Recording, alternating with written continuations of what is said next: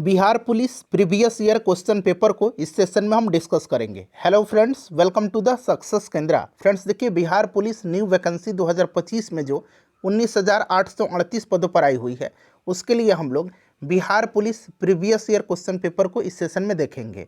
देखिए, आप जानते हैं कि सीएसबीसी के द्वारा बिहार पुलिस का एग्जाम कंडक्ट करवाया जाता है। तो सीएसबीसी के द्वारा जो प्रीवियस ईयर का क्वेश्चन पेपर है बिहार पुलिस का, Bihar police previous year question, friends उसको इस सेशन में हम देखने वाले हैं। बहुत ही अच्छा लेवल का प्रश्न है, इसमें बहुत ही बढ़िया पेपर है। आप प्रयास करिए कम से कम इसमें 75 प्लस मार्क्स लाने का। अगर आप इतना ला लेते हैं तो समझिए कि आपकी तैयारी बेहतरीन है। और फ्रेंड्स, जो लोग पहली बार चैनल पर आए हुए हैं और बिहार पुलिस न्यू वैकेंसी 2025 की बेहतरीन तरीके से तैयारी करना चाहते हैं तो चैनल को सब्सक्राइब कर लीजिए और जो बगल में बेल आइकन है, घंटी का निशान है, उसको जरूर दबा लीजिएगा, ताकि जब भी बिहार पुलिस न्यू वैकेंसी 2025 से रिलेटेड कोई भी इंपॉर्टेंट वीडियो अपलोड किया जाए तो उसका नोटिफिकेशन सबसे पहले आपके पास पहुंच जाए। तो चलिए सेशन स्टार्ट करते हैं। फ्रेंड्स, एक बार सभी लोग प्लीज़ पहले सेशन को लाइक कर दीजिए और जब इसको पूरा देख लीजिएगा, कंप्लीट देख लीजिएगा, तो कम से कम इसको एक ग्रुप में ज़रूर शेयर कर दीजिएगा। चलिए अब हम लोग शुरू करते हैं आज का सेशन। देखिए, पहला प्रश्न पूछा गया है कि हमारे सौर मंडल के किस ग्रह को लाल ग्रह के रूप में जाना जाएंगे। सभी लोग आंसर करेंगे और जो भी मैं एक्सप्लेन करूंगा उसको ध्यानपूर्वक आप जरूर सुनेंगे। इससे क्या होगा कि एक प्रश्न के साथ साथ आपके 2 से 3 प्रश्न जो हैं कवर होते चलेंगे। देखिए, सौर मंडल के किस ग्रह को लाल ग्रह के रूप में जाना जाता है, आंसर सभी लोग इसका कमेंट करेंगे। देखिए, सबसे पहले हम बात करें तो सौर मंडल में टोटल कितने ग्रह हैं, तो टोटल 8 ग्रह हैं। ठीक है, ये आपको याद रखना है। क्लियर। अच्छा, एक पार्थिव होता है, पार्थिव, जिसको कि हम लोग कहते हैं आंतरिक भी इसको कहते हैं। ठीक है, क्या कहते हैं, आंतरिक या पार्थिव एक ही बात है। अंग्रेजी में इसको हम लोग टेरेस्ट्रियल या इनर प्लैनेट कहते हैं। इनर मतलब आंतरिक और टेरेस्ट्रियल मतलब पार्थिव। तो प्रश्न बनता है कि इनमें से किस ग्रह को पार्थिव या आंतरिक ग्रह, अंग्रेजी में टेरेस्ट्रियल या इनर प्लैनेट कहा जाता है। तो जिनको पार्थिव ग्रह या आंतरिक ग्रह कहा जाता है वो ग्रह कौन कौन से हैं, तो ध्यान रखेंगे ये ग्रह है बुध, शुक्र, पृथ्वी और मंगल। ठीक है, ये 4 ग्रह जो हैं ये पार्थिव ग्रह हैं या आंतरिक ग्रह हैं। अंग्रेजी में कह लेंगे टेरेस्ट्रियल या इनर प्लैनेट है। क्लियर। अब एक तो हो गया पार्थिव या आंतरिक, दूसरा हो गया बृहस्पतीय या बाह्य ग्रह, जिसको कि हम लोग जोवियन या आउटर प्लैनेट कहते हैं। इसमें आता है कौन कौन सा ग्रह, बृहस्पति, शनि, अरुण और वरुण। क्लियर है। अगर प्रश्न बन जाए कि पार्थिव ग्रह इनमें से कौन से हैं, तो 4 पार्थिव ग्रह हैं जिसको कि हम लोग बुध, शुक्र, पृथ्वी और मंगल कहते हैं। 4 बृहस्पतीय या बाह्य ग्रह हैं जिसको कि हम लोग क्या कहते हैं, अंग्रेजी में जोवियन या आउटर प्लैनेट कहते हैं। कौन कौन से ग्रह हैं, बृहस्पति, शनि, अरुण और वरुण हैं। क्लियर। देखिए, ध्यान दीजिएगा, अगर हम बात करें कि सौरमंडल का सबसे गर्म ग्रह कौन सा है, तो सबसे गर्म ग्रह जो होता है ये शुक्र है। ठीक है, सबसे गर्म ग्रह शुक्र है। पृथ्वी जो है इसको नीला ग्रह कहा जाता है। क्लियर हो गया। सबसे बड़ा ग्रह अगर आपसे पूछेगा तो बृहस्पति है, सबसे छोटा ग्रह पूछेगा तो बुध है। ठीक है, और ध्यान रखेंगे बुध और शुक्र के पास कोई भी उपग्रह नहीं है। थोड़ा सा शुक्र के बारे में फिर से मैं आपको बता देता हूँ। शुक्र सौरमंडल का सबसे गर्म ग्रह है। इसको सांझ का तारा या भोर का तारा या पृथ्वी की जुड़वा बहन या पृथ्वी की भगिनी भी कहा जाता है। इतने सारे पॉइंट्स आप ध्यान रखेंगे। प्रश्न में पूछा गया है कि हमारे सौरमंडल के किस ग्रह को लाल ग्रह के रूप में जाना जाता है, तो यह ग्रह जो है मंगल ग्रह है। ऑप्शन नंबर सी इसका राइट आंसर हो जाएगा, मंगल ग्रह को। ठीक है, चलिए आगे बढ़ेंगे, नेक्स्ट क्वेश्चन कर लेंगे। दूसरा प्रश्न है कि उच्चतम न्यायालय यानी कि सुप्रीम कोर्ट की बात की जा रही है, उच्चतम न्यायालय के मुख्य न्यायाधीश को उसके पद से हटाया जा सकता है। देखेंगे कि कितना शानदार यह क्वेश्चन पेपर है। पूरा आप इस क्वेश्चन को लगा लीजिए, मज़ा आ जाएगा वाकई। फटाफट सेशन को लाइक कर दीजिए फ्रेंड्स। देखिए, उच्चतम न्यायालय के मुख्य न्यायाधीश को उसके पद से हटाया जा सकता है, आंसर कमेंट करेंगे। सभी लोग इसका आंसर कमेंट करके बताएंगे। देखिए, संविधान का जो आर्टिकल यानी कि अनुच्छेद 124(4) है, संविधान का अनुच्छेद 124(4) में उच्चतम न्यायालय के न्यायाधीश को हटाने की प्रक्रिया संसद के दोनों सदनों द्वारा विशेष बहुमत से पारित प्रस्ताव के आधार पर राष्ट्रपति ही उन्हें हटा सकता है। यानी कि महाभियोग की तरह ये हो गया। तो ऑप्शन नंबर ए इसका राइट आंसर हो जाएगा, महाभियोग के द्वारा। क्लियर है, महाभियोग के द्वारा, ध्यान रखेंगे। चलिए, और यहाँ पर ध्यान रखेंगे कि अगर आपसे पूछा जाए कि उच्चतम न्यायालय का जो न्यायाधीश होते हैं इनका कार्यकाल कितना वर्ष का होता है, तो देखिए 65 वर्ष की आयु जब ये पूरा कर लेते हैं तो ये सेवानिवृत्त हो जाते हैं। क्लियर है। चलिए नेक्स्ट क्वेश्चन कर लेंगे कि एल नीनो शब्द है, यानी कि यह चीनी शब्द है, अंग्रेजी शब्द है, स्पेनिश शब्द है या फ्रेंच शब्द है। एल नीनो, देखिए एल नीनो से आपको कुछ याद आया होगा। एल नीनो जो है यह प्रशांत महासागर की गर्म जलधारा है। आपने पढ़ा होगा एल नीनो प्रशांत महासागर की गर्म जलधारा है। और एक ला नीना है, ठीक है, यहाँ लिख देता हूँ, एक ला नीना है। हो सकता है आपसे पूछ लिया जाए कि ला नीना शब्द जो है यह इंग्लिश का है, फ्रेंच का है, स्पेनिश का है या फिर चीनी शब्द है। तो देखिए एल नीनो जो है यह एक क्या है, स्पेनिश शब्द है और ला नीना भी स्पेनिश ही शब्द है। एल नीनो का मतलब क्या होता है, एल नीनो का मतलब होता है छोटा बालक और ला नीना का मतलब होता है छोटा लड़की, छोटा बच्ची, और इसका छोटा बच्चा हो जाएगा। क्लियर। चलिए अगला प्रश्न कर लेंगे कि किसानों द्वारा एक वर्ष में 3 विभिन्न फसलें उगाने के पीछे मुख्य कारण क्या है। सभी लोग आंसर इसका कमेंट करेंगे कि इसका कारण क्या है। सभी लोग इसका आंसर कमेंट करेंगे, इसका कारण जो है क्या है। अब यहाँ पर आप ध्यान देंगे फ्रेंड्स, देखिए किसानों के द्वारा एक वर्ष में 3 विभिन्न फसलें उगाने के पीछे का जो मुख्य रीज़न है ये क्या है कि सुविकसित सिंचाई प्रणाली है। सुविकसित सिंचाई प्रणाली है तभी तो एक वर्ष में 3 फसलें उगाई जाती है। ऑप्शन नंबर ए इसका राइट आंसर हो जाएगा। और एक और चीज़ मैं आपको बता रहा हूँ, किसानों द्वारा एक वर्ष में एक से ज़्यादा फसलें उगाने की जो प्रक्रिया होती है इसको क्या कहा जाता है, तो इसको कहा जाता है बहुविध फसल प्रणाली। बहुविध फसल प्रणाली, ठीक है, बहुविध फसल प्रणाली कहा जाता है। या एक और नाम आप याद रखेंगे, बहु शस्य उत्पादन। बहु शस्य उत्पादन, ठीक है, ये भी ऑप्शन में दिख जाए, ये भी आप ध्यान रखेंगे। क्लियर है। चलिए नेक्स्ट क्वेश्चन है कि भारत का राष्ट्रपति बनने के लिए न्यूनतम आयु कितनी होनी चाहिए। सभी लोग आंसर कमेंट करेंगे। आसान प्रश्न है। देखिए भारत के राष्ट्रपति बनने के लिए न्यूनतम आयु जो होती है ये 35 वर्ष है। 35 वर्ष न्यूनतम आयु सीमा रखा गया है। कितना रखा गया है, 35 वर्ष। उपराष्ट्रपति के लिए भी 35 वर्ष ही है, ठीक है। अच्छा अगर आपसे पूछ लिया जाए कि प्रधानमंत्री बनने के लिए, तो प्रधानमंत्री बनने के लिए 25 वर्ष। क्लियर है। चलिए नेक्स्ट क्वेश्चन कर लेंगे कि के सिवन थे। अब देखिए ये उस समय का प्रश्न है, तो के सिवन क्या थे, ये इसरो के चेयरपर्सन थे। Option number B right answer हो जाएगा। नेक्स्ट क्वेश्चन कर लेंगे कि भारत की प्रथम महिला राष्ट्रपति कौन है। भारत की प्रथम महिला राष्ट्रपति, अच्छा सबसे पहले आप बताइए कि भारत के प्रथम राष्ट्रपति कौन थे, उनका संबंध भारत के किस राज्य से था। चलिए कमेंट करके बताइए। तो देखिए भारत के प्रथम राष्ट्रपति डॉक्टर राजेंद्र प्रसाद जी थे, बिहार के थे। क्लियर है। अच्छा यहाँ प्रथम महिला राष्ट्रपति पूछा गया है, तो ये प्रतिभा पाटिल थी। Option number B right answer हो जाएगा। अब दूसरी राष्ट्रपति महिला बन गई हैं, इनका नाम है द्रौपदी मुर्मू, और ये पहली आदिवासी महिला हैं जो भारत की राष्ट्रपति बनी है, द्रौपदी मुर्मू जी। याद रहेगा आपको। अच्छा अगर आपसे पूछा जाए कि किसी भी राज्य की मुख्यमंत्री बनने वाली पहली महिला कौन है, तो सुचेता कृपलानी। राज्यपाल पूछा जाएगा तो सरोजिनी नायडू। क्लियर।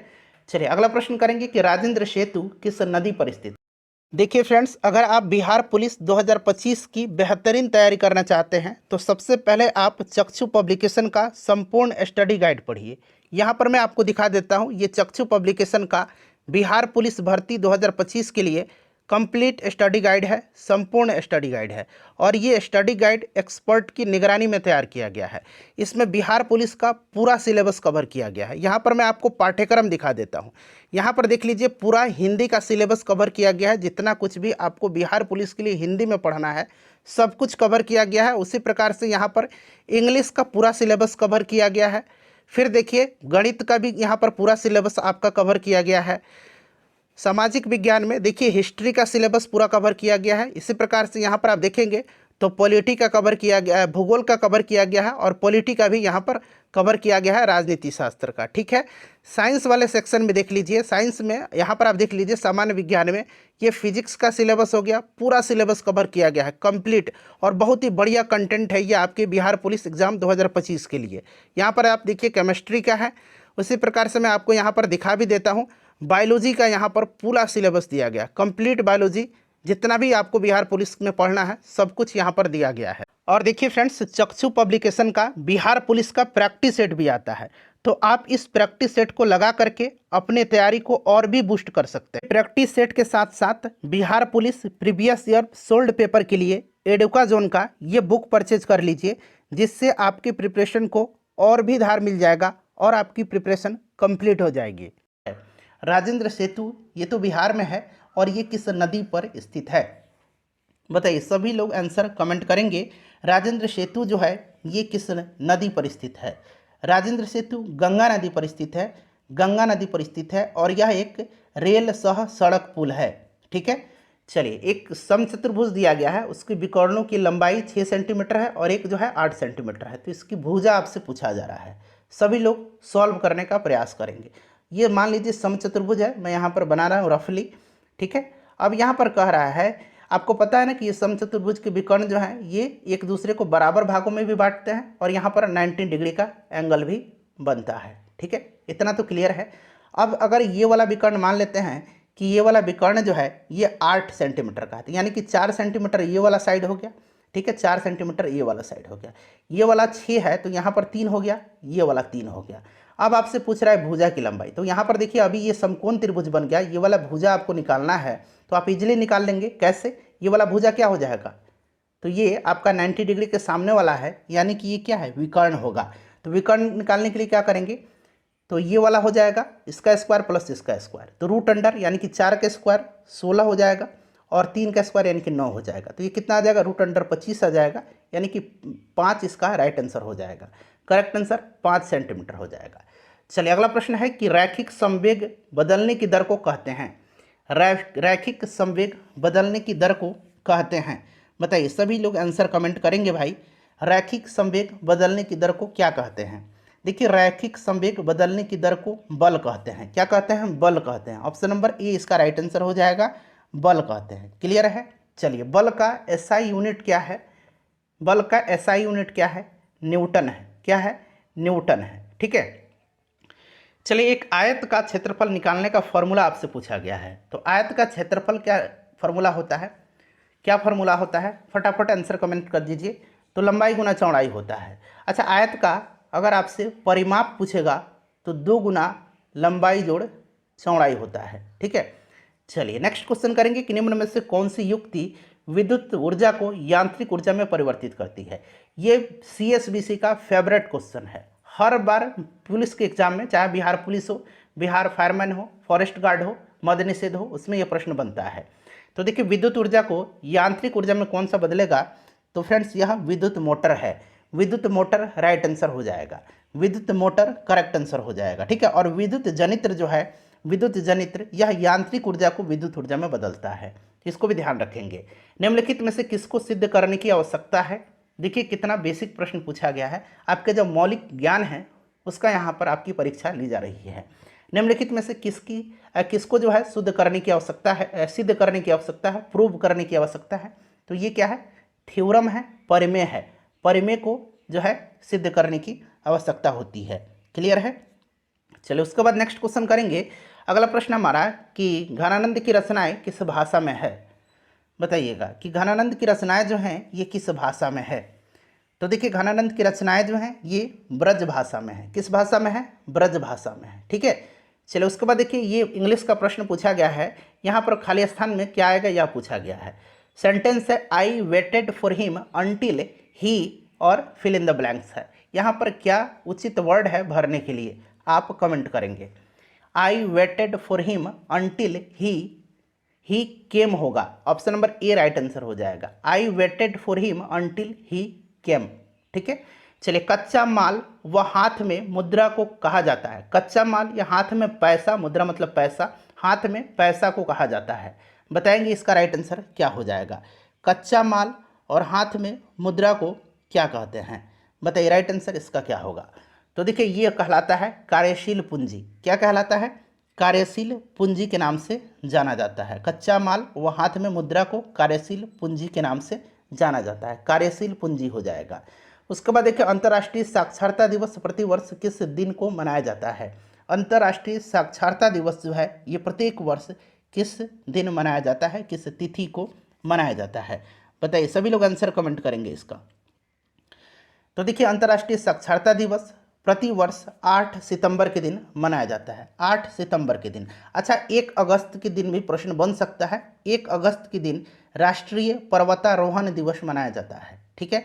10 अक्टूबर के दिन क्या मनाया जाता है, तो 10 अक्टूबर के दिन विश्व मानसिक स्वास्थ्य दिवस मनाया जाता है, विश्व मानसिक स्वास्थ्य दिवस। चलिए, उसके बाद पुस्तक द ओरिजिन ऑफ स्पीसीज किसने लिखी है? द ओरिजिन ऑफ स्पीसीज पुस्तक के लेखक का नाम बार बार बिहार पुलिस के एग्जाम में पूछा जाता है, और देखिए इस बार भी पूछ लिया गया है। तो द ओरिजिन ऑफ स्पीसीज जो है ये चार्ल्स डार्विन की रचना है, द ओरिजिन ऑफ स्पीसीज। अच्छा, कैरोलस लिनियस का नाम याद रखेंगे। इनको कैरोलस लिनियस को जो है आधुनिक वर्गीकरण का पिता कहा जाता है, आधुनिक वर्गीकरण का जनक इनको कहा जाता है। इनकी भी पुस्तक है एक, सिस्टेमा नेचुरा, मैं यहाँ पर लिखता हूँ, ठीक है, सिस्टेमा नेचुरे, हिंदी में ऐसे आपको लिखा मिलेगा, सिस्टेमा नेचुरे, ठीक है। तो ये किसकी पुस्तक है? तो कैरोलस लिनियस की। नेक्स्ट क्वेश्चन है कि विश्व के सबसे बड़े क्रिकेट स्टेडियम मोटेरा का नया नाम क्या रखा गया है? तो इसका नाम क्या रखा गया है? कमेंट करेंगे सभी लोग। नया नाम रखा गया है Narendra Modi stadium. Option number C right answer हो जाएगा। उत्तरी तथा उत्तरी पश्चिमी भारत में चलने वाली गर्म तथा शुष्क हवाएं जो हैं कहलाती हैं। उत्तरी तथा उत्तरी पश्चिमी भारत में चलने वाली गर्म तथा शुष्क हवाएं कहलाती हैं। कमेंट करिए सभी लोग इसका आंसर, क्या कहलाती हैं? तो फ्रेंड्स इसको लू कहा जाता है। क्या कहा जाता है? इसको लू कहा जाता है। चलिए, नेक्स्ट क्वेश्चन हमारा है कि भारत जैसे देश में सर्वाधिक प्रचुर मात्रा में उपलब्ध उत्पादन का साधन कौन सा है? भारत जो है विश्व का सबसे अधिक जनसंख्या वाला देश बन गया है, चाइना से भी आगे निकल गया है। तो भारत जैसे देश में सर्वाधिक प्रचुर मात्रा में उपलब्ध उत्पादन का साधन जो है ये क्या है? तो ये श्रम है। क्या है? श्रम है। चलिए, नेक्स्ट क्वेश्चन करेंगे कि अग्नि का विशेषण शब्द बताना है। अग्नि का विशेषण शब्द, संज्ञा या सर्वनाम की विशेषता बतलाने वाले शब्द को विशेषण कहते हैं, ये आप जानते भी हैं। बताइए अग्नि का विशेषण शब्द क्या है इसमें से? अग्नि का विशेषण जो है ये आग्नेय होगा, आग्नेय राइट आंसर हो जाएगा। चलिए, उसके बाद देखिए देश की प्रथम महिला मुख्य निर्वाचन आयुक्त कौन थी? देश की प्रथम महिला मुख्य निर्वाचन आयुक्त कौन थी? अच्छा, प्रश्न ये भी बनता है कि भारत के प्रथम मुख्य निर्वाचन आयुक्त कौन थे? तो इनका नाम तो आपको पता है क्योंकि ये फ्रीक्वेंटली पूछा गया प्रश्न है, सुकुमार सेन, ठीक है। लेकिन यहाँ पर प्रथम महिला मुख्य निर्वाचन आयुक्त पूछा गया है, तो ये कौन थी? वीएस रमा देवी, वीएस रमा देवी थी। ये प्रश्न इंपॉर्टेंट है, ठीक है, बहुत लोगों को पहली बार ये प्रश्न मिला होगा। देखिए, साम्यवाद सर्वप्रथम प्रयोग किस देश में हुआ था? साम्यवाद का सर्वप्रथम प्रयोग जो है किस देश में हुआ था? बताइए, ये प्रश्न 2-3 बार बिहार पुलिस में पूछ लिया गया है। साम्यवाद का सर्वप्रथम प्रयोग जो है यह किस देश में हुआ है? आंसर कमेंट करेंगे तो रसिया हो जाएगा। ऑप्शन नंबर इसका सी राइट आंसर हो जाएगा। कहाँ पर? रूस में प्रयोग हुआ है, ठीक है। चलिए, और आपको मैंने बताया था कि रूस की क्रांति 1917 में हुई थी, और रूस की क्रांति में बोल्शेविक पार्टी का नेतृत्व लेनिन ने किया था। किसने किया था? लेनिन ने किया था। चलिए, नेक्स्ट क्वेश्चन कर लेंगे। यहाँ पर देखिए मैथ का प्रश्न है, कह रहा है कि x + 1/x = 2 है। तो पूछा गया कि x² + 1/x² का मान कितना होगा? अब यहाँ पर थोड़ा सा आपको कॉमन सेंस लगाना है। अगर हम पुट करेंगे x की वैल्यू 1 रख देते हैं और फिर नीचे x की जगह हम 1 ही पुट करेंगे ना, तो ये देखिए 1 + 1/1 कितना आएगा? ये 2 ही तो आएगा, यानी कि ये 2 आ गया, यानी कि हमने जो x का वैल्यू रखा है वो बिल्कुल ठीक है। तो अब यहाँ पर भी हम लोग x का वैल्यू 1 ही रखेंगे, तो x का स्क्वायर करेंगे, मतलब 1 का स्क्वायर + 1/1 का स्क्वायर करेंगे, तो फिर भी ये 2 ही तो आ जाएगा। क्लियर है? चलिए, उसके बाद नेक्स्ट क्वेश्चन हमारा कि बैंकों की तुलना में, देखिए अब ये थोड़ा सा समझने वाला प्रश्न है। अब इस तरह का प्रश्न का क्या जवाब दिया है? कोई ऑथेंटिक सोर्स भी तो नहीं है। बैंकों की तुलना में साहूकार के द्वारा वसूली जाने वाली ब्याज की दर होती है, ये कम होती है, सामान्य होती है बैंक की तुलना में, या थोड़ी सी ज़्यादा होती है, या बहुत ज़्यादा होती है। जल के अणुओं की गति जब चयनात्मक पारगम्य झिल्ली द्वारा हो तो उससे क्या कहते हैं? तो उसको कहा जाता है ऑस्मोसिस, यानी कि परासरण कहा जाता है। देखिए, खुली वायु में कुछ दिन छोड़ देने पर सिल्वर की वस्तुएं काली हो जाती हैं। कैसी हो जाती हैं? काली हो जाती हैं, क्योंकि उन पर खाली स्थान दिया गया है कि परत बन जाती है। क्यों काली हो जाती है, उन पर किसकी परत बन जाती है, बताएंगे सभी लोग आंसर कमेंट करके। उन पर किसकी परत जो है बन जाती है, राइट आंसर बताएंगे कमेंट करके क्या इसका आंसर होगा। तो उस पर जो है फ्रेंड्स ध्यान दीजिएगा, सिल्वर सल्फाइड की काली परत बन जाती है। सिल्वर सल्फाइड की काली परत बन जाती है, यह है सिल्वर सल्फाइड। ठीक है, चलो उसके बाद देखिए हिरोशिमा कविता के रचयिता कौन है। हिरोशिमा कविता है, इसके रचयिता कौन है, बताएंगे सभी लोग आंसर कमेंट करेंगे। देखिए हिरोशिमा कविता के रचयिता जो हैं ये कौन हैं, तो ये हैं सच्चिदानंद हीरानंद वात्स्यायन अज्ञे। ठीक है, तो option number D right answer इसका हो जाएगा। लोकतंत्र में अंतिम सत्ता निहित होती है। अंतिम सत्ता, अच्छा कल एक प्रश्न पूछा गया था बिहार मद्य निषेध दरोगा के एग्जाम में कि डेमोस शब्द का अर्थ क्या होता है। डेमोस का अर्थ होता है, देखिए ये डेमोस जो बना है ना, ये डेमोस, ये डेमोक्रेसी शब्द से बना है, डेमोक्रेसी से। डेमोस का अर्थ होता है जनता, ठीक है, आम जनता, और क्रेसी का मतलब शासन होता है। क्रेसी का मतलब शासन होता है। तो अगर आपसे डेमोस का पूछेगा तो जनता होगा, और क्रेसी पूछेगा तो शासन होगा।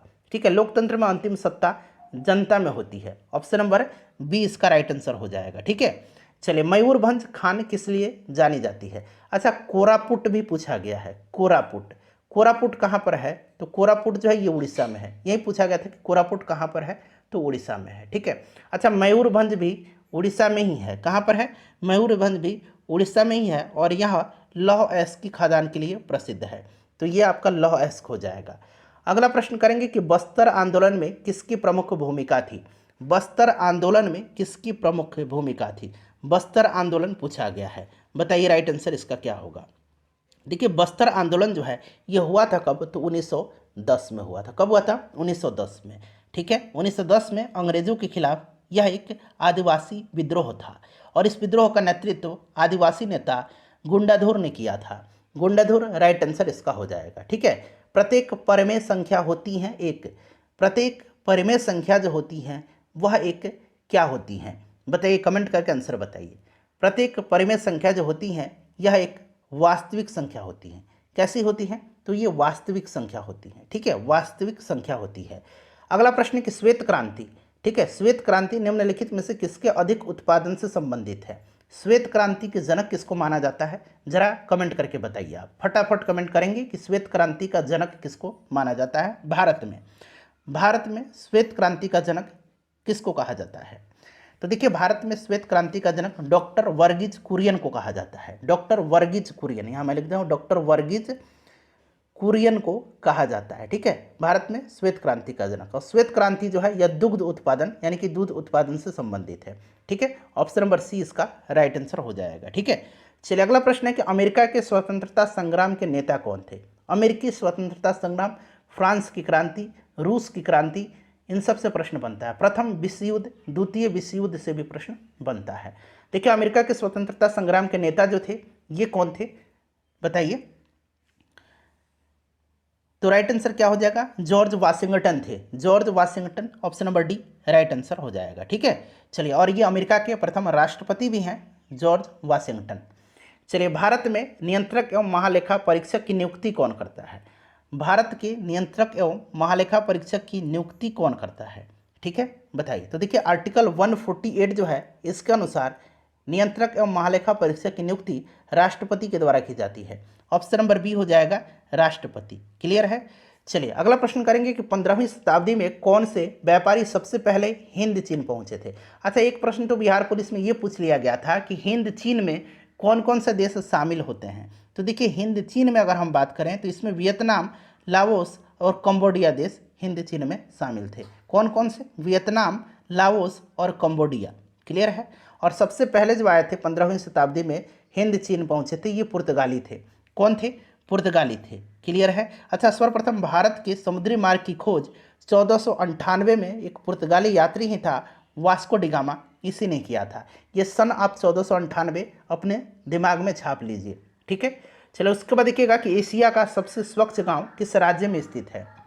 एशिया का सबसे स्वच्छ गांव जो है ये किस राज्य में स्थित है, बताइए राइट आंसर इसका क्या हो जाएगा। तो देखिए इस गांव का नाम मैं बता देता हूँ। इस गांव का नाम मैं यहाँ पर लिख देता हूँ, मौलिंग नोंग।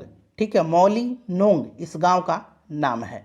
और यह गांव जो है किस राज्य में है, तो यह गांव जो है यह मेघालय में है। ठीक है, मेघालय राइट आंसर हो जाएगा इसका। अलकनंदा नदी भागीरथी नदी से कहाँ पर मिलती है? अलकनंदा नदी भागीरथी नदी से कहाँ पर मिलती हैं? बताएंगे, सभी लोग आंसर कमेंट करेंगे। देखिए, अलकनंदा नदी भागीरथी से मिलती है कहाँ पर, तो देवप्रयाग में। कहाँ पर मिलती है? देवप्रयाग में मिलती है। ठीक है, देवप्रयाग में। देवप्रयाग राइट आंसर इसका हो जाएगा।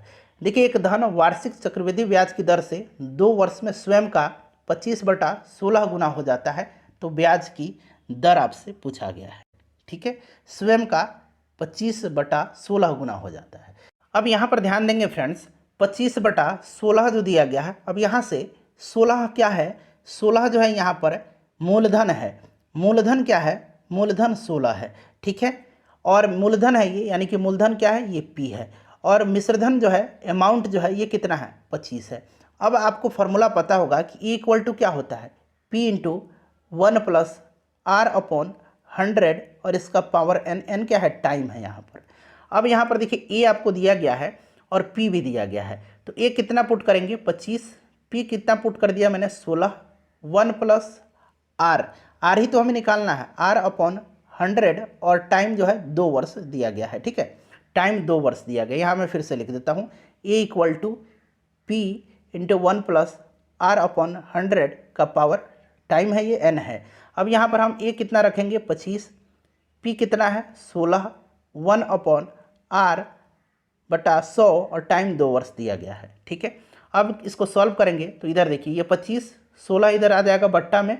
ठीक है, और यहाँ पर कितना हो जाएगा, 1 + R/100 का पावर जो है n जो है 2 वर्ष स्क्वायर हो जाएगा। ये स्क्वायर जब हम हटाएंगे तो यहाँ रूट आ जाएगा। जब इसको रूट से हम बाहर निकालेंगे तो ये 5/4 आ जाएगा। 5/4 इक्वल टू 1 + R/100 होगा, यही होगा ना। अब इसको हम सॉल्व करेंगे तो इजिली R निकल जाएगा, R/100 और इधर 1 माइनस में चला जाएगा और इसको हम सॉल्व कर लेंगे तो आंसर निकल के आ जाएगा 25%। ठीक है, चलिए 25% राइट आंसर इसका हो जाएगा। भारत की जलवायु कैसी है, ये प्रश्न कई बार पूछा गया है और मैंने कराया भी है आपको। बताइए कैसी है भारत की जलवायु? तो भारत की जलवायु उष्णकटिबंधीय मानसूनी है। उष्णकटिबंधीय मानसूनी है, option number C right answer हो जाएगा। हार्मोन जो रुधिर में शर्करा स्तर को नियंत्रित करता है उसका स्रवण किया जाता है। यह हार्मोन जो शर्करा स्तर को नियंत्रित करता है, यह हार्मोन है कौन? सबसे पहले तो ये आपको जानना होगा।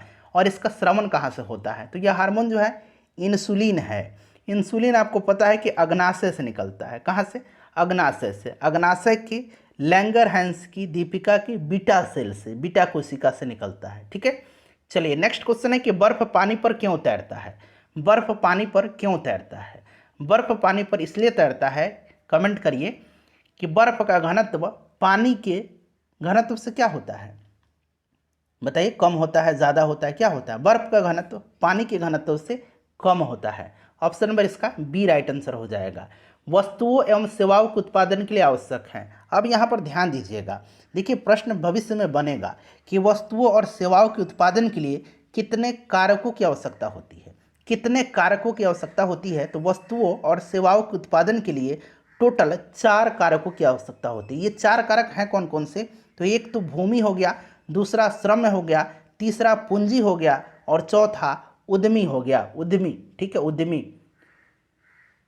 कौन कौन से हो गए? भूमि, श्रम, पूंजी और उद्यमी। यहाँ पर देखिए भूमि दिया गया है, श्रम भी है और पूंजी भी है, एक उद्यमी याद रखेंगे। तो ए और बी दोनों इसका राइट आंसर होगा, ऑप्शन नंबर सी, ए और बी दोनों।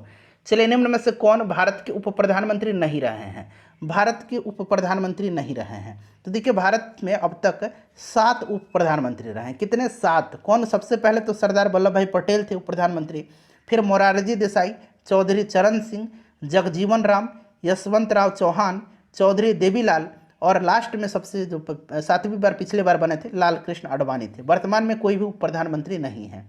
ठीक है, तो इसमें से देखिए HN बहुगुणा जो है ये कभी भी उप प्रधानमंत्री नहीं रहे हैं। भारत में मीठे पानी की सबसे बड़ी झील, बिहार मध्य से दरोगा में पूछा गया था कि भारत में सबसे बड़ी खारे पानी की झील, तो खारे पानी की झील आपको कौन सा है? चिल्का है, जो कि कहाँ पर है? उड़ीसा में है। अगर आपसे प्रश्न इस तरह से पूछता कि भारत में सबसे बड़े अंतर्देशीय खारे पानी की झील, तब सांभर झील होता। लेकिन जब भी पूछेगा सबसे बड़े खारे पानी की झील, तब आप चिल्का ही लगाइएगा। अंतर्देशीय जब लग जाएगा तब आप सांभर लगाइएगा, ठीक है। और सबसे बड़े मीठे पानी की झील जो है, यह कौन सी झील है, तो यह उलर झील है, ठीक है। कौन सी झील है, तो यह उलर झील है। राइट आंसर इसका उलर हो जाएगा, जो जम्मू कश्मीर में है, ठीक है। चलिए, प्रतिध्वनि सुनाई देती है, प्रतिध्वनि इको जिसको हम लोग बोलते हैं अंग्रेजी में, यह सुनाई देती है, बताइएगा राइट आंसर इसका क्या होगा। प्रतिध्वनि सुनाई देती है, तो देखिए प्रतिध्वनि सुनाई देती है ध्वनि तरंगों के परावर्तन के कारण। ऑप्शन नंबर बी आंसर होगा इसका राइट। और प्रतिध्वनि सुनने के लिए जो स्पष्ट दूरी होनी चाहिए, ठीक है, वो कितना होना चाहिए, तो ये 17 मीटर का होना चाहिए। स्पष्ट प्रतिध्वनि सुनने के लिए 17 मीटर का डिस्टेंस होना चाहिए। अगला प्रश्न है कि युधिष्ठिर का संधि विच्छेद आपसे पूछा गया है। युधिष्ठिर का संधि विच्छेद क्या होगा, तो इसका संधि विच्छेद जो होगा वो क्या होगा, आप कमेंट करिए। युधि प्लस स्थिर होगा, युधि प्लस स्थिर। ऑप्शन नंबर बी जो दिया गया है ये राइट है। कालिंदी कूल कदम की डारन में रेखांकित पद का अर्थ पूछा गया है। कालिंदी का अर्थ पूछा गया है। कालिंदी का मतलब क्या होता है, यमुना होता है। यमुना को कालिंदी भी कहा जाता है, यमुना राइट आंसर हो जाएगा। संसद के संयुक्त अधिवेशन की अध्यक्षता कौन करता है। संयुक्त अधिवेशन का कोरम पूछा गया था बिहार दरोगा मद निषेध के एग्जाम में। तो कोरम 1/10 होता है। अध्यक्षता लोकसभा का अध्यक्ष करता है, ठीक है। तो अध्यक्षता जो होगा लोकसभा का अध्यक्ष हो जाएगा। और अब तक कितनी बार संयुक्त अधिवेशन हुई है, तो 3 बार हुई है, ये भी आप ध्यान रखेंगे। चलो उसके बाद देखिए, निम्नलिखित में से किस विकल्प में विलोम शब्द सुमेलित नहीं है, यानी कि उन्नति का विलोम अवनति जैसे दिया गया है उसी प्रकार से आपको अब 3 आपको बताना है। एक तो मैंने बता ही दिया आपको, बताइए कौन सा जोड़ा सही है विलोम शब्द। एक तो शब्द हो गया और उसका विलोम हो गया। तो देखिए इति अथ सही है, आविर्भाव तिरोभाव ये भी सही है, उन्मुख और सम्मुख नहीं होगा, ठीक है। उन्मुख और सम्मुख जो है ये गलत दिया गया है, क्लियर। विमुख होता है, अगर उन्मुख है या सम्मुख है एक ही शब्द है तो इसका विलोम विमुख होगा। उन्मुख का भी विमुख होगा और सम्मुख का भी विमुख होगा। चलिए अगला प्रश्न करेंगे कि सिट्रिक एसिड जो है, सिट्रिक अम्ल मुक्त अम्ल के रूप में होता है।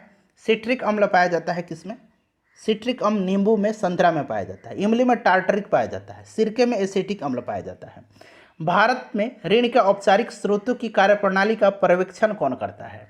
भारत में ऋण के औपचारिक स्रोतों की कार्यप्रणाली का पर्यवेक्षण कौन करता है, बताइए, आंसर कमेंट करेंगे। तो देखिए ये करता है आरबीआई, भारतीय रिजर्व बैंक, ठीक है। चलिए नेक्स्ट क्वेश्चन करेंगे कि निम्नलिखित में से भारी मशीनों के उपयोग के लिए स्नेहक कौन सा है। स्नेहक के रूप में किसका इस्तेमाल किया जाता है, बताइए। स्नेहक के रूप में ग्रेफाइट का इस्तेमाल किया जाता है, ठीक है। किसका, ग्रेफाइट के चूर्ण का प्रयोग किया जाता है भारी मशीनों में स्नेहक के रूप में। अब यहाँ इंग्लिश का क्वेश्चन है, सी रिटर्न होम, खाली स्थान दिया गया है, ओपन द डोर, बताइएगा क्या यहाँ पर सही वर्ड जो होगा फिल होगा। She return home and open the door, ठीक है। एंड का यहाँ पर इस्तेमाल होगा क्योंकि ये जोड़ने का काम कर रहा है, open the door, see return home, ठीक है। मनुष्यों में खाली स्थान दिया गया है, आहार नाल का सबसे लंबा भाग है। मनुष्यों में आहार नाल का सबसे लंबा भाग जो है ये कौन सा है, सबसे लंबा भाग जो है ये कौन सा है, बताइए राइट आंसर क्या हो जाएगा। तो देखिए पाचन तंत्र में आहार नल का सबसे बड़ा भाग जो है ये क्षुद्रांत है। कौन है, क्षुद्रांत हो जाएगा इसका राइट आंसर। नेक्स्ट है कि वस्तु शब्द का बहुवचन बताना है आपको। तो वस्तु का बहुवचन क्या होगा, फटाफट कमेंट कर दीजिए। वस्तुएं होगा, वस्तुएं इसका राइट आंसर हो जाएगा, ठीक है।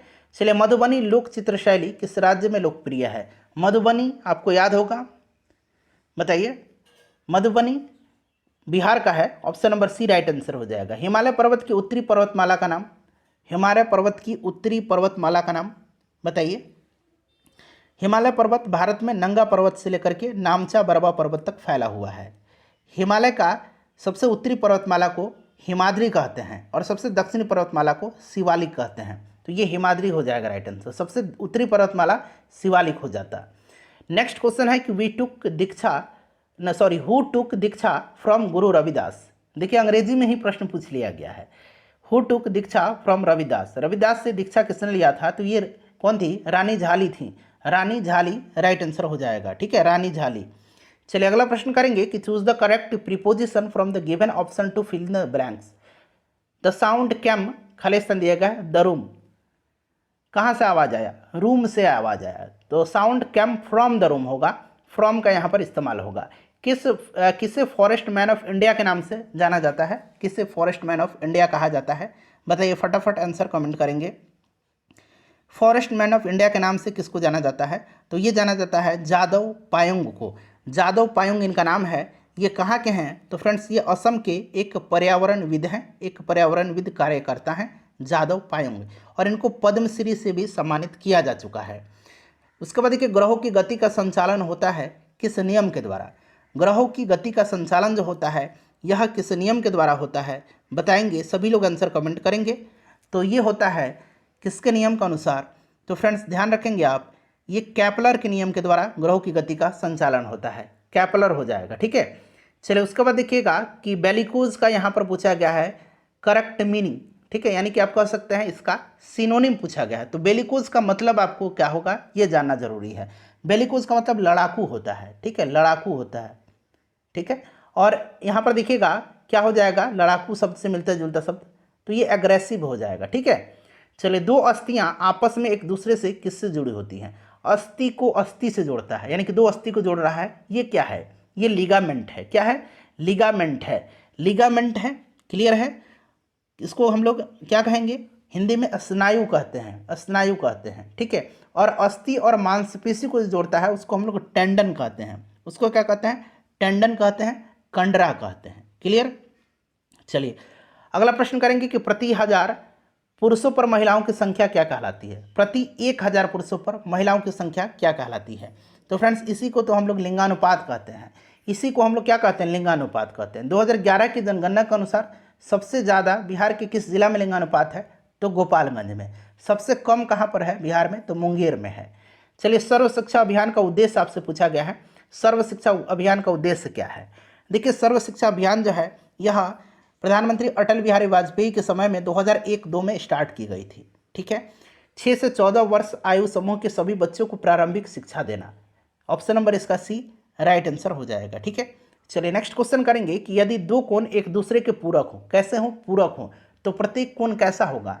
यदि दो कोण एक दूसरे के पूरक हैं तो प्रत्येक कोण जो होगा ये न्यून कोण होगा, एक न्यून कोण होगा। ठीक है, खोजी गई प्रथम जीवाणुरोधक यानी कि एंटीबायोटिक दवा कौन सी थी? खोजी गई प्रथम एंटीबायोटिक कौन सी थी? एंटीबायोटिक की खोज अलेक्जेंडर फ्लेमिंग ने किया था, ये आपको भी पता है। और प्रथम एंटीबायोटिक पेनिसिलिन है। इसकी खोज के श्रेय के लिए 1928 में इनको जो है नोबेल पुरस्कार अलेक्जेंडर फ्लेमिंग को दिया गया था। पेनिसिलिन है। चलिए उसके बाद देखिएगा कि सौर सेल बनाने के लिए कौन सा पदार्थ उपयोग किया जाता है? हूबहू यही प्रश्न जो है बिहार मद्य निषेध दरोगा के 16 जुलाई 2023 में पूछा गया था। प्रश्न उसमें बस इतना पूछा गया था, प्रश्न को बदल किस प्रकार से दिया गया था कि सोलर सेल बनाने के लिए किसका उपयोग किया जाता है, और ऑप्शन में था चालक, अर्धचालक, ये सब ऑप्शन में दिया हुआ था। तो आपको पता है कि सिलिकॉन का इस्तेमाल किया जाता है और सिलिकॉन एक अर्धचालक है, तो अर्धचालक ही आंसर होगा उसका भी। मूली एक रूपांतरित क्या है? अच्छा आलू बार बार पूछा जाता है, आलू क्या है? तो आलू एक तना है रूपांतरित। और मूली क्या है बताइए? मूली क्या है? सभी लोग आंसर कमेंट करेंगे। मूली क्या है? तो मूली जो है फ्रेंड्स यह क्या है? तो एक रूपांतरित जड़ है, मूल है। ठीक है, तो ऑप्शन नंबर यहाँ पर देखिए मूल दिया गया है। उसके बाद यहाँ पर देखिए खाली स्थान है, ही एंड आई खाली स्थान दिया गया है, playing yesterday, he and I were playing yesterday. ठीक है, तो यहाँ पर वर आ जाएगा। भारत में है, भारत में है, बताइए भारत में है क्या है? भारत में क्या है? सभी लोग आंसर कमेंट करेंगे फटाफट, सभी लोग आंसर कमेंट करेंगे, मैं वेट कर रहा हूँ। सभी लोग आंसर कमेंट करेंगे इसका। तो भारत में क्या है? सर्वदलीय व्यवस्था है ना। भारत में क्या है? बहुदलीय है। तो यहाँ पर देखिए बहुदलीय व्यवस्था इसका राइट आंसर हो जाएगा। ठीक है, चलिए अगला प्रश्न कर लेंगे कि एक वृक्ष की हत्या, यह कविता है, इसके रचनाकार कौन है? बताइए एक वृक्ष की हत्या कविता के रचनाकार कौन है? तो फ्रेंड्स यह जो रचना है यह किसकी है? तो यह रचना जो है यह कुंवर नारायण की है। कुंवर नारायण राइट आंसर हो जाएगा। उसके बाद देखिए ये वाला अंग्रेजी का प्रश्न छूट गया है, आइए कर लेते हैं। कह रहा है कि the book was read by her. ठीक है, यहाँ पर वाज है तो रेड पढ़ेंगे इसको। ठीक है, पास्ट टेंस में है। तो वहीं पूछा गया है कि ये आपका एक्टिव वॉइस है, इसका जो है पैसिव वॉइस है, इसका एक्टिव क्या होगा? यहाँ से एक्टिव इसका बताना है। तो देखिए ये चूंकि वाज लगा हुआ है तो यहाँ पर होगा, यहाँ पर सही आंसर जो होगा सी रेड द बुक होगा। सी रेड, ये पास्ट में है, इसको रीड नहीं, ये V2 है, ठीक है, तो ये आपको रेड पढ़ेंगे, सी रेड द बुक होगा। ऑप्शन नंबर बी जो होगा इसका राइट आंसर हो जाएगा। चलिए अगला प्रश्न है कि वृक्ष की हत्या मैंने बता दिया कुंवर नारायण। किस समूह में सभी शब्द रात के पर्यायवाची शब्द हैं? रात के पर्यायवाची शब्द आपको पता है ना क्या क्या होते हैं?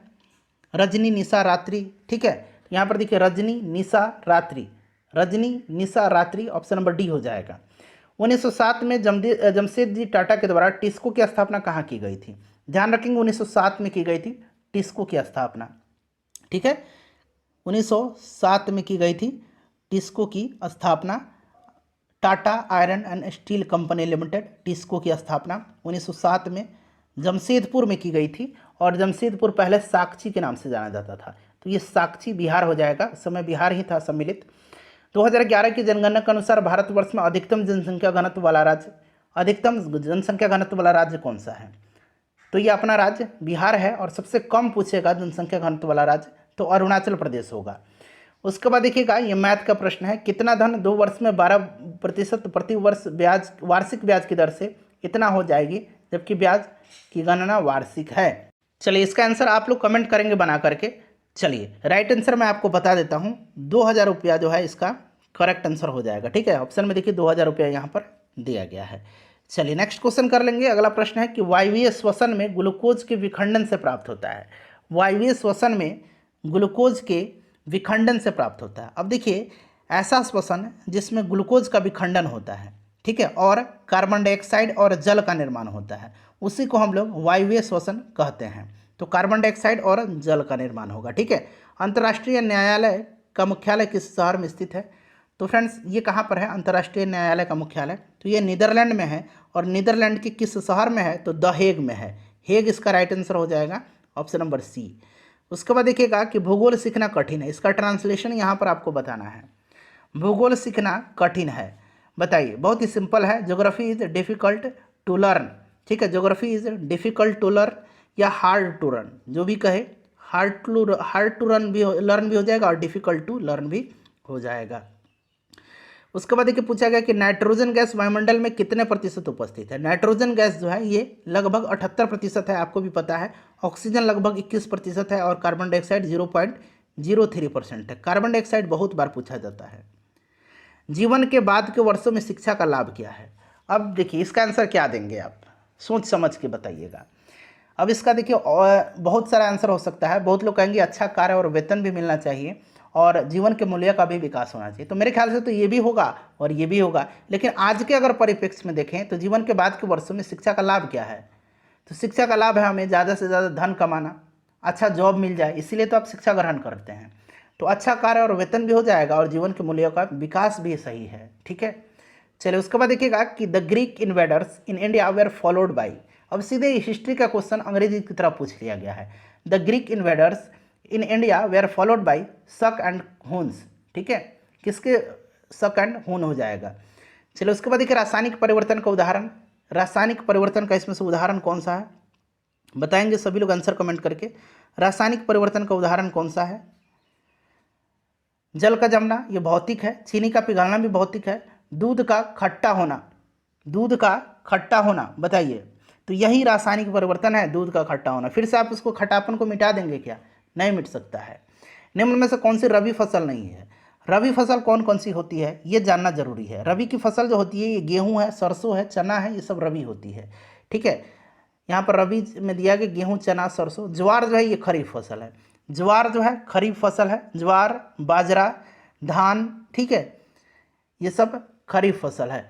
चलिए एमनेस्टी इंटरनेशनल क्या है? एमनेस्टी इंटरनेशनल का मुख्यालय कहाँ पर है? लंदन में है, याद रखेंगे। मुख्यालय हो सकता है पूछ लिया जाए तो लंदन में है। इसकी स्थापना 1961 में हुई थी, और यह एक मानवाधिकार संगठन है, मानवाधिकार संस्था है, मानवाधिकार संगठन राइट आंसर हो जाएगा। बारदोली सत्याग्रह में मुख्य भूमिका किसने निभाई थी? तो बारदोली सत्याग्रह हुआ था कब? बारदोली सत्याग्रह हुआ था कब? 1928 में, 1928 में हुआ था, ठीक है। कहाँ पर? तो गुजरात में। क्लियर है? चलिए, और इसमें महत्वपूर्ण भूमिका जो है ये सरदार पटेल ने निभाई थी, और यहीं पर बारदोली में ही इनको सरदार की उपाधि दी गई थी। जीडीपी का तात्पर्य, ये प्रश्न भी पूछ लिया गया था ये मद्यनिषेध दरोगा में। प्रश्न पूछा गया था इस तरह से कि एक देश की घरेलू सीमा में एक वर्ष में उत्पादित सभी अंतिम वस्तुओं तथा सेवाओं को क्या कहा जाता है।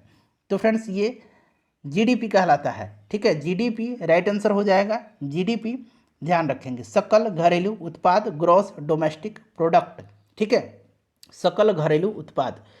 देखिए अल्प बेरोजगारी तब होती है जब लोग, अल्प बेरोजगारी कब होती है जब लोग अपनी क्षमता से कम कार्य करते हैं, अपनी क्षमता से कम कार्य करते हैं। ठीक है, अपनी क्षमता के अनुसार काम नहीं करते हैं। इसका मतलब क्या है, या तो थोड़ा काम उनको मिलता है या वहाँ पर बेरोजगारी है, अल्प बेरोजगारी है, पूरा फुल वर्क नहीं मिलता है उनको, तो इसीलिए अपनी क्षमता से कम काम करते हैं। यहाँ पर देखिए where did Somnath Yadav, sorry Santosh Yadav, not Somnath, Santosh Yadav go for her college education.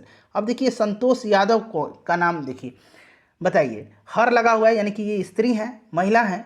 तो संतोष यादव कौन है, तो एक प्रसिद्ध पर्वतारोही हैं और संतोष यादव का नाम रिकॉर्ड है, एवरेस्ट पर 2 बार चढ़ने वाली यह विश्व की प्रथम महिला हैं। ठीक है, और ये कॉलेज की एजुकेशन के लिए जयपुर गई थी।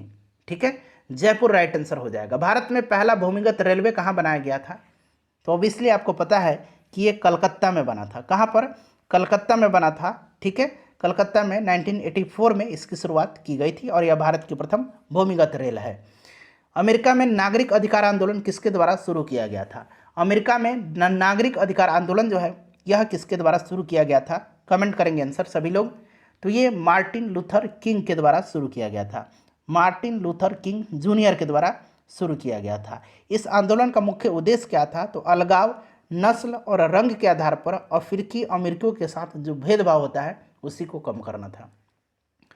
किस घटना ने राष्ट्रवाद की अवधारणा को जन्म दिया, राष्ट्रवाद की अवधारणा को जन्म दिया था किस घटना ने, तो ये घटना घटी थी 1789 में। अब आप बताइए 1789 में कौन सी घटना घटी थी, तो ये फ्रांस की क्रांति थी, फ्रांस की क्रांति राइट आंसर इसका हो जाएगा। ठीक है, बिस्मिल्लाह खां कौन सा वाद्य यंत्र बजाते थे, ये प्रश्न मैंने करा दिया है। प्रसिद्ध शहनाई वादक थे बिस्मिल्लाह खां। ठीक है, शहनाई वादक थे। चलिए, और इनको भारत रत्न भी दिया जा चुका है।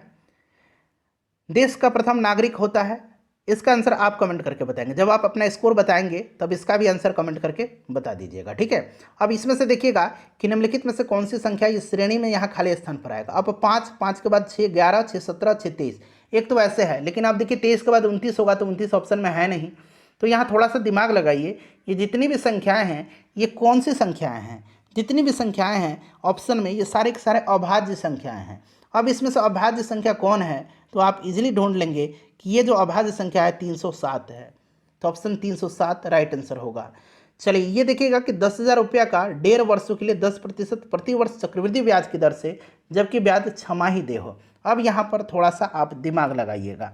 यहाँ पर देखिए पी दिया गया है कितना, 10,000 रुपया। ये सॉल्व मैं बता देता हूँ, थोड़ा सा डिफिकल्ट है। 1.5 वर्ष, 1.5 वर्ष का मतलब क्या होगा, पूर्णांक में है, तोड़ दीजिए, 2 एकम 2 गुना करेंगे, 2 गुना 1 में 2 से 2 हो जाएगा और 1 3/2 वर्ष। टाइम कितना हो गया, 3/2 वर्ष। दर तो दे रखा है, रेट जो है ये 10%, लेकिन एक कंडीशन इसमें लगा हुआ है, ब्याज छमाही दे हो। ब्याज छमाही तो बटा 2 हो जाएगा, यानी कि ये 5% हो जाएगा। और समय में 2 से गुना कर दिया जाता है जब छमाही होता है, तो ये 2 से 2 कैंसिल हो जाएगा, समय 3 वर्ष हो गया। अब आप इसको निकाल लेंगे। फॉर्मूला क्या होता है, A = P × 1 + R/R upon time होता है। टाइम को हमने n मारा हुआ है। ठीक है, अब आपको निकालना क्या है, तो यहीं तो A आपको निकालना था, P दे रखा है 10,000 यहाँ पर। ठीक है, गुना, अब यहाँ पर देखिए 1 + R की जगह पर क्या रखेंगे हम लोग, 5 रखेंगे। ठीक है, यहाँ पर 5 रखेंगे तो 5/100 हो जाएगा और टाइम यहाँ पर कितना हो जाएगा, 3 वर्ष हो जाएगा। फिर से हम लिख देते हैं। ठीक है, A = P हो गया 10,000, 1 + 5/100 था, तो ये कितना हो जाएगा, 1/20 हो जाएगा ना, 5/100 काट देंगे, समय 3 है। अब इसको सॉल्व कर लीजिए, 10,000, ठीक है, गुना, अब ये यहाँ सॉल्व करेंगे, इसका एलसीएम लेंगे तो ये ऊपर 21 हो जाएगा, 3 बार 21 हो जाएगा ना, पावर 3 है, 21/20 आएगा, तो 3 बार 21 हो जाएगा और नीचे 3 बार 20 हो जाएगा। ठीक है, 3 बार 20 हो जाएगा। अब ये 3 0 से हम 3 0 कैंसिल कर देंगे, 20 वाला 3 0 से 3 0 कैंसिल कर देंगे, ये 2 × 5 = 10 हो गया। अब ये 5 × 21 × 21 × 21 बटा बटा नीचे 2 दूना 4 है, 2 2 है तो 2 दूना 4 हो जाएगा। तो ये जब ऊपर वाला को सबको गुना करेंगे 5 गुना 21 गुना 21 गुना 21 तो ये आएगा 46,305, 46,305। ठीक है, मैंने सॉल्व कर लिया है। और बटा नीचे 2 दूना 4, जब इसको सॉल्व कर लेंगे बटा वाला को तो आंसर आपका आएगा 11,576.25 रुपया। प्रथम विश्व युद्ध का तत्कालीन, तो ये ऑस्ट्रिया के राजकुमार फर्डिनेंड की हत्या थी। ऑप्शन नंबर 20 का राइट आंसर।